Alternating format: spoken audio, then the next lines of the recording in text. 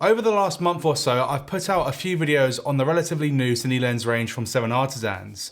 I now own and have tested all three of their full-frame L-mount Cine lenses, and my only issue with that set is that there's no wide prime to cover that spectrum of shooting.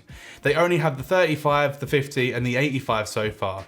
Well, until recently at least. The guys at 7Artisans got in touch with me to see if I'd like to try out their new 12mm t2.9 Cine lens, and of course, I said yes.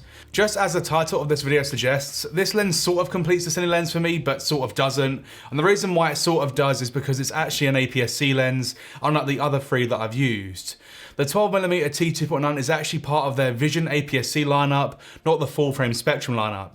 However, the 12mm prime ends up giving you the field of view of an 18mm lens when you shoot in APS-C mode on the Lumix S5, and for that reason, it sort of makes it the missing piece of the set, kind of.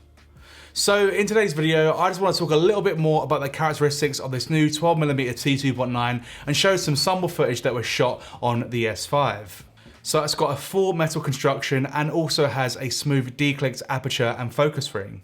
The gears are also just the same distance from each other as the other three lenses, so if you're using it with a follow focus system, then it will be a breeze to switch between all four.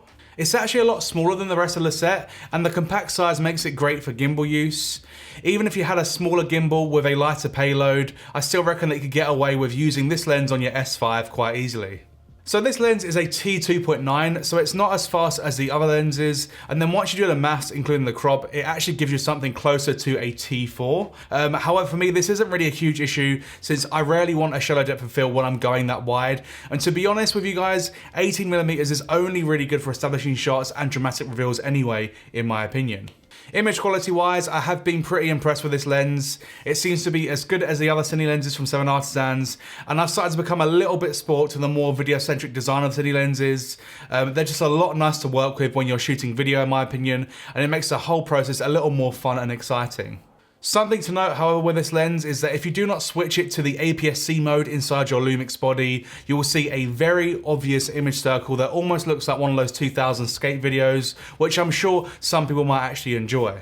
But for me, I just set the camera to the APS-C mode, and then I get a clean image area that matches nicely with the other lenses that I'm using. Also, because this lens is so wide, if you do decide to use it handheld, it may be worth turning off your IBIS, as the corner wobbles will be quite apparent. I was using this lens on the gimbal mainly, but just keep that in mind if you did want a cheap vlogging lens, for example, and plan on using it that way. Overall, I do think that this lens is a good addition to that little set of 7Artisans Cine lenses I now have, but it does definitely have its drawbacks, and that's ultimately why it kind of fills the wide angle lens gap, but also doesn't. I'd actually love it if 7Artisans came out with a 24mm T2 full-frame Cine prime, because then the set will be truly complete for 99% of users out there. But for now, this APS-C 12mm T2.9 prime will just have to do.